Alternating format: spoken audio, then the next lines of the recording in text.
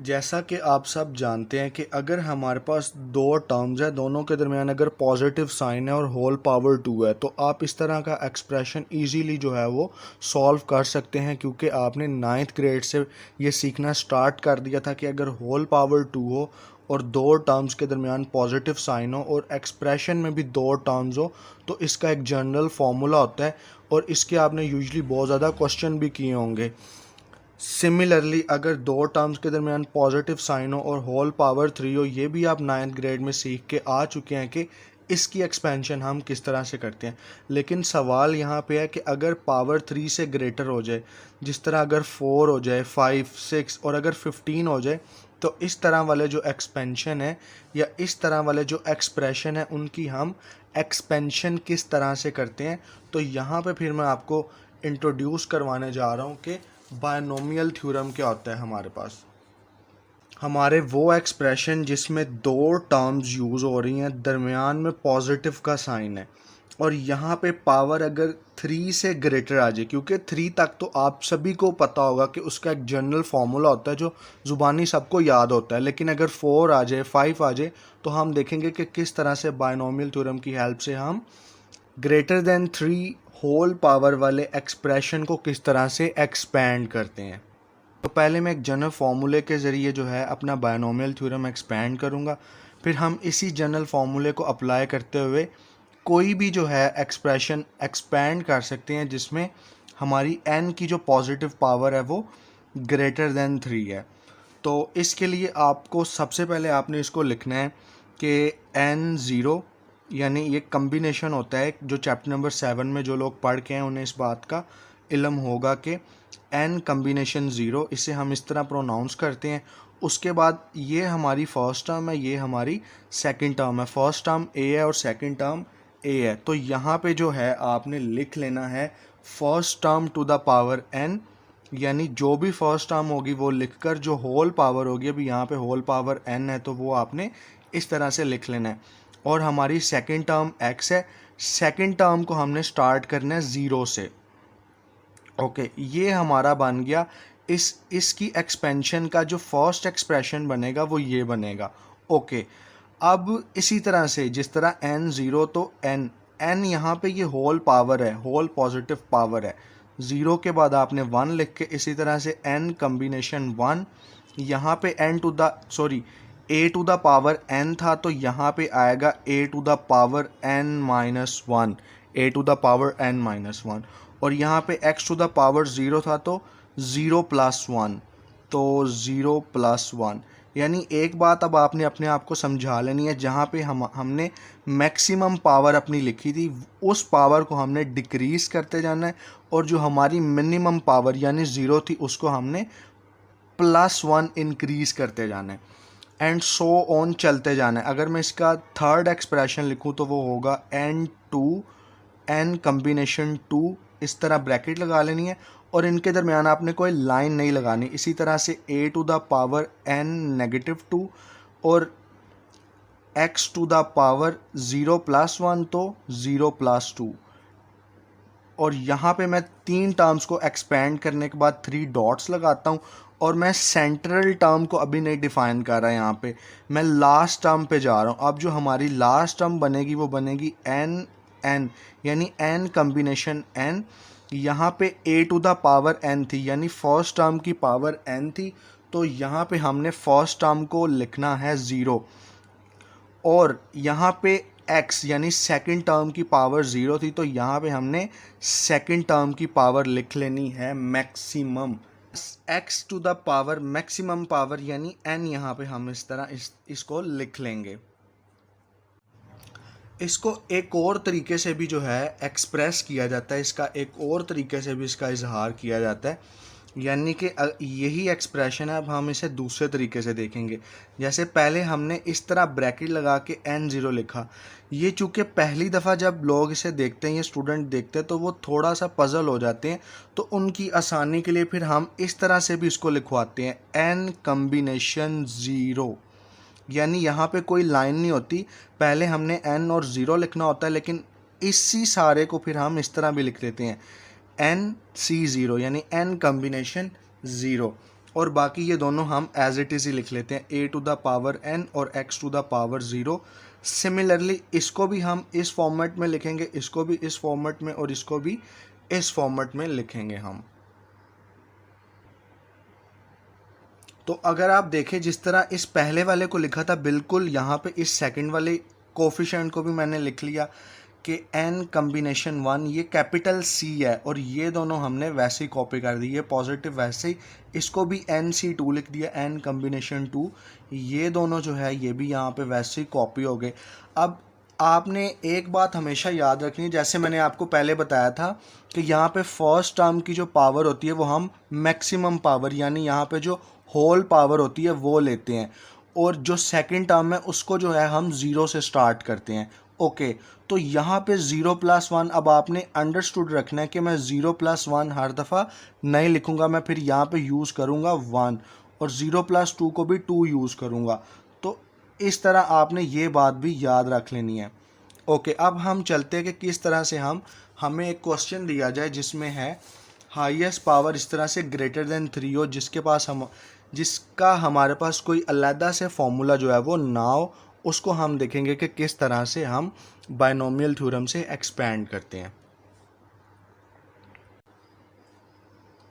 तो यहाँ पे एक क्वेश्चन मैंने लिया है a+2b होल पावर 5, लेकिन इसका हमने ऐसे कोई जनरल फार्मूला तो नहीं पढ़ा हुआ। जिस तरह हमने पढ़ा हुआ है कि अगर हमारे पास होता a+2b होल पावर 2, तो वो तो हमने आंखें बंद करके हमने एक्सपेंड कर देना था।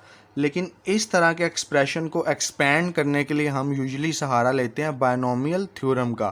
तो जो जनरल फार्मूला मैंने आपको पहले एक जनरल पेज पे दिखाया था, वो मैंने पहले यहाँ पे जो है कॉपी कर लिया है। अब ये a+2b होल पावर 5 को बिल्कुल इस वाले एक्सप्रेशन को सामने रखते हुए एक्सपेंड करेंगे। तो ये लेफ़्ट वाला तो हम वैसे ही लिख लेंगे a+2b to the whole power 5।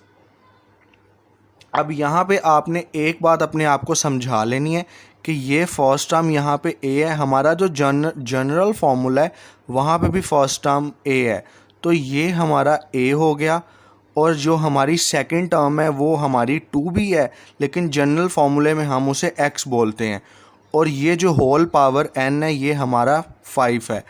तो ये तीन जो वैल्यूज़ हैं a, x और n, ये इस फार्मूले में हमने रिप्लेस कर देनी है। लेकिन किस तरह से करनी है वो मैं आपको बताता हूँ। पहले n कम्बिनेशन 0, तो n जो है वो यहाँ पे 5 है जो मैंने आपको अभी बताया, तो इसका मतलब है पहले आएगा 5 0 ब्रैकेट क्लोज। a जो है इस वाले एक्सप्रेशन में जो हमारा a है वो भी ओरिजिनली a ही है, तो a to the power n जो है वो हमारा 5 है, तो यहाँ पे 5 लिख लेंगे। और x जो है वो हमारा 2b है, तो x को हम लिख लेंगे 2b और होल पावर 0 प्लस, अब n जो है हमें पता है 5 है, तो 5 कम्बिनेशन 1, उसी तरह से ब्रैकेट a जो है वो हमारा a ही है, तो a टू द पावर, अब n-1 का मतलब है होल पावर n है, n यानी 5 है, 5 - 1 a टू द पावर 4, और x जो है वो हमारा 2b होल पावर 1, ये positive as it is. n हमारी होल पावर 5 है, 5 2, और a जो है वो हमारा जो यानी a से मैं मुराद यहाँ पे ले रहा हूँ हमारी फर्स्ट टर्म, वो भी इस एक्सप्रेशन में a ही है, a to the power n-2, यानी n यहाँ पे 5 है, 5 - 2 होगा 3, और x to the power 2, x जो है यानी सेकंड टर्म 2b है, तो सेकंड टर्म 2b का भी हम यहाँ पे लेंगे स्क्वायर। इस एक्सप्रेशन को हमने तब तक एक्सपेंड करते जाना जब तक लास्ट में जो है वो हमारे पास ये दोनों सेम ना हो जाए, यानी 5 5 ना हो जाए। जिस तरह n है यहाँ पे 5 5 हमें चाहिए, तब तक इसको हमने एक्सपेंड करते जाना है। तो चलिए करते चले जाते हैं, लेकिन इसका जो मेथड है वो आपने यही रखना है। पहले 5 2 था, तो अब आएगा 5 3, a टू द पावर जो है वो 5 - 3 2 होगा, और यहाँ पे 2b टू द पावर 2 था, तो यहाँ पे 2b टू द पावर यानी 1 2, तो यहाँ पे पावर आ जाएगी हमारे पास 3। आपने इस तरह से याद रखना है कि यहाँ पे पावर 5 थी, 4 3 2 और यहाँ पे 0 1 2 3। सिमिलरली आपने चलते जाना है 5 5 3, तो अब हमारे पास आएगा 5 4 5 4। ए टू द पावर 2 था तो यहाँ पे ए टू द पावर 1 आएगा, यानी जो फर्स्ट टर्म की पावर है वो डिक्रीज हो रही है और सेकंड टर्म की पावर इंक्रीज हो रही है। 5 4 3 2 1 और ये 0 1 2 3 और यहाँ पे 2b टू द पावर हमारे पास आएगा 4। ओके, यहाँ पे उसी तरह पॉजिटिव 5 4, अब हमारे पास आएगा 5 5, उसी तरह से bracket close. A to the power यहाँ पे 1 के बाद 1 माइनस 1 0 होता है और ये 4 प्लस 1 2 बी टू द पावर हमारे पास 5 हो जाएगा। यानी हमने इसको सो ऑन रखना है जब तक हमारा जो लास्ट टर्म है वो इस तरह ना बन जाए, यानी n कम्बिनेशन n यानी दोनों नंबर सेम है और फर्स्ट टर्म की पावर 0 फर्स्ट टर्म की पावर 0 और सेकंड टर्म की वो पावर हो जो कि हमारी होल पावर है। सेकंड टर्म की पावर वो पावर हो, यानी होल पावर हमारी 5 है तो सेकंड टर्म की भी पावर जो है वो 5 होनी चाहिए। यहाँ पे फिर हमने इसको स्टॉप करना है और स्टॉप करने के बाद हमने इसको बेसिकली सॉल्व कर लेना है। अब यहाँ पे एक और क्वेश्चन अराइज होता है कि ये n कम्बिनेशन 0 को हम किस तरह से सॉल्व कर सकते हैं। तो ये जो है हमारा 5 कम्बिनेशन 0, इसको किस तरह से एक्सपेंड करेंगे, इसकी भी पहले मैं आपको जनरल एक्सप्रेशन एक सिखाऊं। तो पहले मैं आपको बताऊंगा कि जनरल टर्म जो है NRO, इसकी जनरल टर्म हम कैसे लिखते हैं और फिर मैं आपको बताऊंगा कि अगर हम यहाँ पे 5 0 रिप्लेस कर दे तो उसका सॉल्यूशन क्या होगा। तो यहाँ पे जो ऊपर लिखा हुआ है, अपर में जो लिखा हुआ है फंक्शन या टर्म, उसका फैक्टोरियल डिवाइडेड बाय जो लोअर में लिखा हुआ है उसका फैक्टोरियल और upper minus lower n minus r factorial, ये जो है ये इसकी एक्सपेंशन होगी। अब हम देखते हैं कि हमारे पास अगर 5 0 है तो इसकी एक्सपेंशन हम किस तरह से करेंगे। तो आपने पहले मैंने आपको बताया अपर वाले का फैक्टोरियल 5 फैक्टोरियल, लोअर वाले का फैक्टोरियल और upper minus lower 5 minus 0 factorial. और फैक्टोरियल का तो आपको पता होगा, अगर 5 फैक्टोरियल है तो उसका मतलब है 5 टाइम्स 4 टाइम्स 3 टाइम्स 2 टाइम्स 1, यानी 5 से पीछे आपने उस सारे नंबर्स को मल्टीप्लाई करवा देना है 1 तक। इसी तरह 0 फैक्टोरियल, ये तो एक जनरल टर्म है, ये एक जनरल फार्मूला आपने याद रखना है हमेशा। 0 फैक्टोरियल 1 होता है तो 0 फैक्टोरियल की जगह 1 आएगा। और 5 माइनस 0 भी क्या होता है, 5 माइनस 0 फैक्टोरियल भी 5 फैक्टोरियल ही होगा। तो जिस तरह आपने इस 5 फैक्टोरियल को ओपन किया उसी तरह इसको भी आप ओपन कर लें। ये जब इससे मल्टीप्लाई होगा तो 1 यहाँ से एलिमिनेट हो जाएगा, ऊपर उसी तरह से हम सारा कॉपी कर लेंगे। और डिनोमिनेटर में भी 5 फैक्टोरियल, 5 से पीछे जो नंबर्स हैं 1 तक हमने मल्टीप्लाई करवा देने हैं, 5 4 3 2 और 1, ऊपर नीचे सेम है तो इसका आंसर 1 आ जाएगा। तो आपने यहाँ इस तरह से बाकी सब को एक्सपेंड करते जाना है। मैं एक थोड़ा सा डिफरेंट लेता हूँ, जिस तरह 5 3 है, 5 3 को हम किस तरह से एक्सपेंड करेंगे वो आपने याद रखना है। अपर वाले का फैक्टोरियल डिवाइडेड बाय लोअर वाले का factorial, upper minus lower whole factorial. तो इसको पहले आप लिख लें 5 factorial divided by 3 factorial, 5 minus 3 हमारे पास होता है 2 फैक्टोरियल। 5 फैक्टोरियल का मतलब है कि आपने 5 से 1 तक जो है वो सारे नंबर्स को मल्टीप्लाई करवा देना है, 3 2 और 1। और 3 फैक्टोरियल का मतलब है 3 मल्टीप्लाई बाय 2 मल्टीप्लाई बाय 1 और 2 फैक्टोरियल का मतलब है 2 मल्टीप्लाई बाय 1। तो इस तरह से आपने इसको जो है कैलकुलेटर पे सारी टर्म्स को मल्टीप्लाई डिवाइड करके जो आंसर आएगा वो आपने यहाँ पे कॉपी कर देना, लिख लेना है। का डायरेक्ट आंसर आपने 10 पुट करना है। अब कैलकुलेटर भी इसका डायरेक्ट आंसर देता है। मैंने आपको बताया था कि हम इसको इस तरह भी लिख सकते हैं 5 C3। अगर आप कैलकुलेटर पे ये टर्म पुट करेंगे तो आपके पास डायरेक्ट आंसर 10 आएगा। ये अभी आपको बताया है, जिस तरह upper factorial divided by lower factorial, upper minus lower bracket factorial. और ये जो हमारे पास दोनों टर्म्स हैं ये इसी तरह से a टू द पावर 5 और हमें पता है 2b⁴ तो उसका आंसर 1 आता है। इसकी वही लॉजिक है जो आपने इंडिसेस में पढ़ी है। अगर एक नंबर a है और उसकी पावर 0 है तो उसका आंसर 1 आता है। तो इसका मतलब 2b⁴ है तो उसका आंसर भी 1 आएगा। इस 5 कम्बिनेशन 1 को किस तरह से एक्सपेंड किया, अपर नंबर का factorial divided by lower number, यहाँ पे ये जो 1 है इसका फैक्टोरियल, ब्रैकेट 5 - 1 ब्रैकेट फैक्टोरियल, और ये a⁴ एज इट इज़, और 2b⁴ को अगर हम ओपन करें तो ये वैसे ही आ जाएगा, ये positive sign as it is. इसको भी बिल्कुल उसी तरह हम एक्सपेंड करेंगे, 5 फैक्टोरियल डिवाइडेड बाय 2 फैक्टोरियल और 5 - 2 ब्रैकेट फैक्टोरियल, ये a3 हमारा एज इट इज़, और 2 स्क्वायर हमें पता है 4 होता है, और b स्क्वायर जो है वो उसके ऊपर हम इस तरह से पावर 2 लिख देते हैं, ये positive sign as it is. इसकी भी वही एक्सपेंशन होगी, 5 factorial divided by 3 factorial, 5 - 3 bracket factorial और a square as it is, और 2 क्यूब हमें पता है 8 होता है, और b क्यूब इस तरह से लिख देंगे साथ, प्लस का साइन भी एज इट इज़।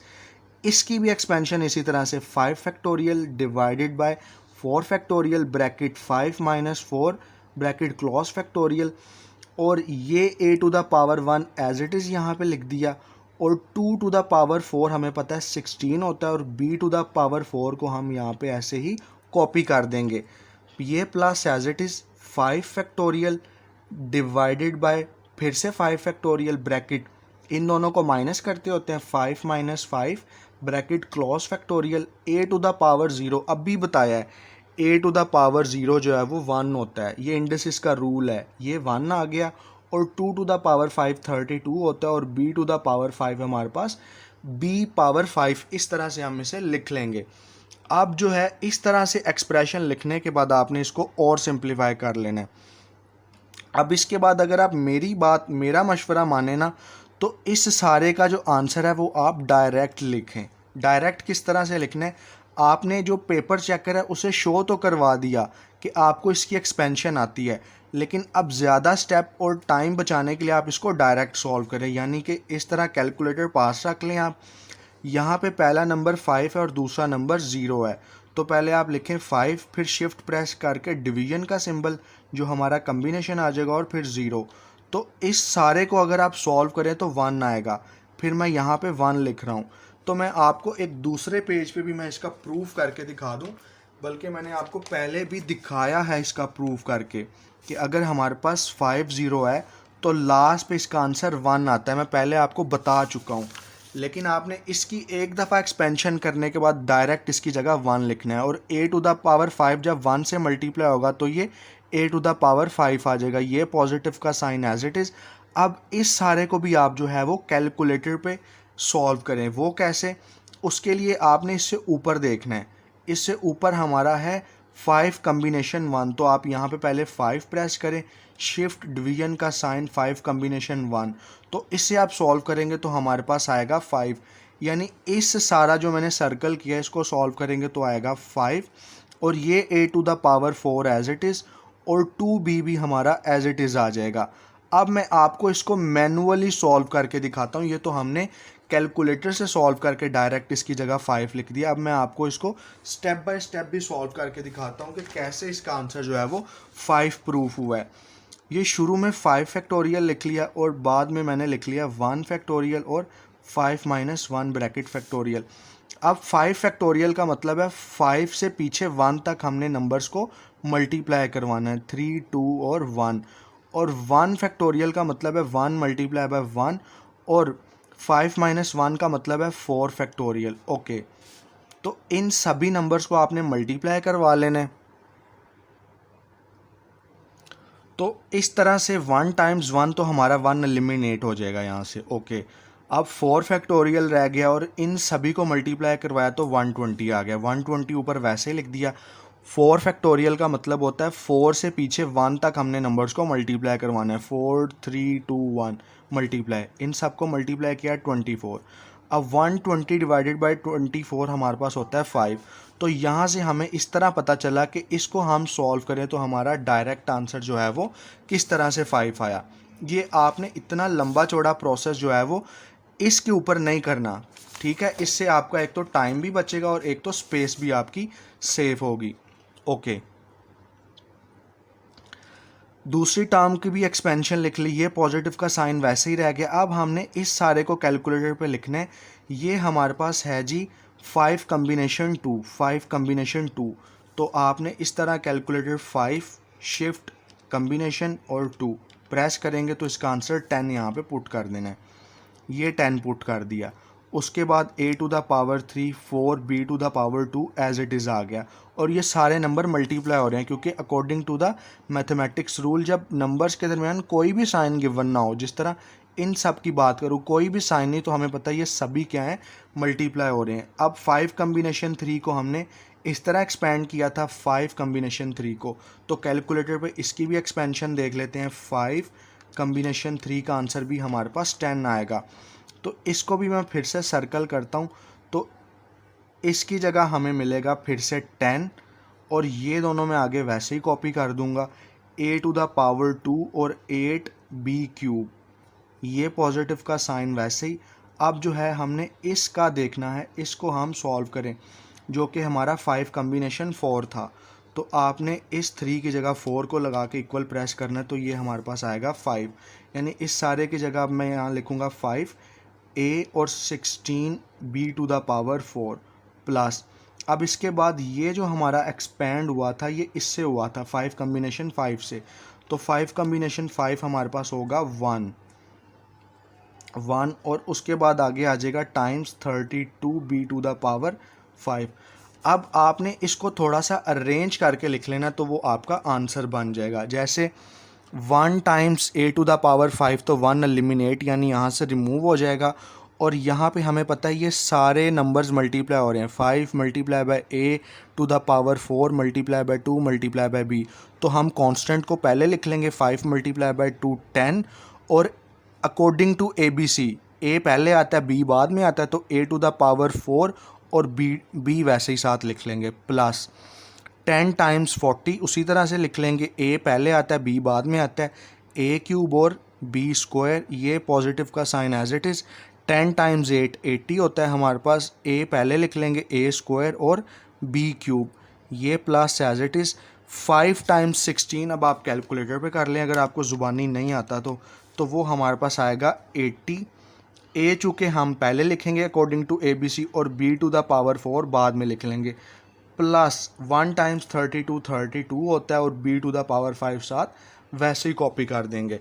तो हमें एंड पे ये पता चला अगर हम a plus 2b whole power 5 हो, तो अगर हमें इसका फॉर्मूला नहीं आता, जिस तरह होल स्क्वायर का तो आता है, होल क्यूब का तो आता है, लेकिन क्यूब से अगर ग्रेटर पावर हो जाए तो उसकी एक्सपेंशन आपने बायनोमियल थ्योरम की हेल्प से करनी है, तो उसकी ये एक्सपेंशन बनेगी। और इसी तरह से जो है आपने इसके बाकी सारे क्वेश्चन खुद कर लेने हैं।